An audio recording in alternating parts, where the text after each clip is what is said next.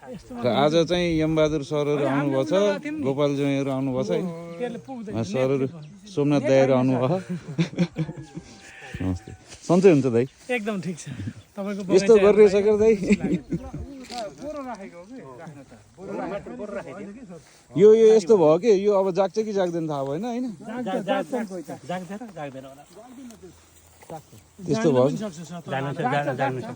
उताको चाहिँ यो बारीको एउटा पनि भएन होइन, उताको चाहिँ भयो कि यो बारीको नि 2-3 वटा मात्रै भयो। यो सिटको काखमा एउटा छ अनि खुल्ला चौर एउटा त्यहाँ भएछ, उताको चाहिँ भएछ। कफीलाई पहिला छाडी पहिला नभइकन हुँदै त्यस्तो त्यो कुरालाई ध्यान दिनुपर्छ हामीले।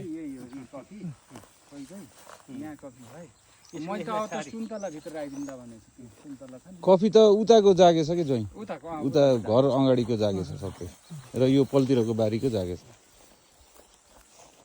यस्तो गरेछ कि सर कस्तो लाग्यो तपाईँहरूलाई? राम्रो छ, राम्रो छ। मिहिनेत यति गर्न त कति मिहिनेत गर्नु परिरहेको छ, कति लगानी छ, कति समय दिनुपर्ने हुन्छ। मिहिनेत गर्नु आछर भएको छैन भने त कहाँ हुनसक्छ त?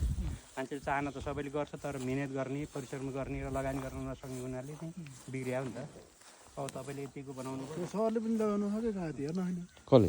सरले। ए हो र? कहाँ लगाउनु भयो सर? मैले ए जिरबास लगाएको छु तर मेरो 500-600 गाडी छ। लोकल हो? कहिले भन्नाले फल्न थाले कि? फल्न थाले तपाईँहरूसित होला। मैले 76 सालमा लगाएको त। ए उसो त मेरोभन्दा अझ अगाडि हो।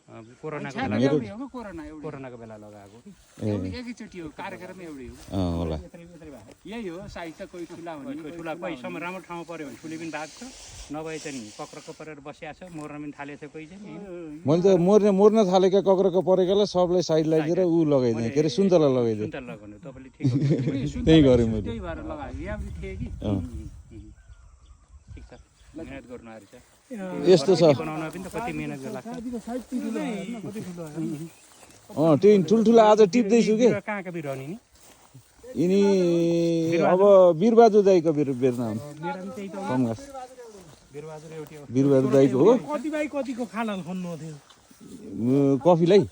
अथवा यो सुन्तला लाउनु? सुन्तलालाई त्यही 1/1 मिटर लगभग।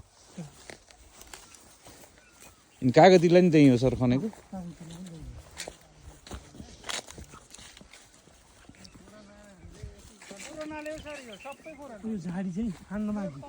यो झा अब बिस्तारै फाँड्दैछु, अब फाइनल एकचोटि लगाइदिएछु फाँडिन्छ। यसलाई यही मल बनाउनु मिल्छ है एउटा ठाउँमा डम्पिङ गरेर। हामी यता लाग्यो तल लाग्छ।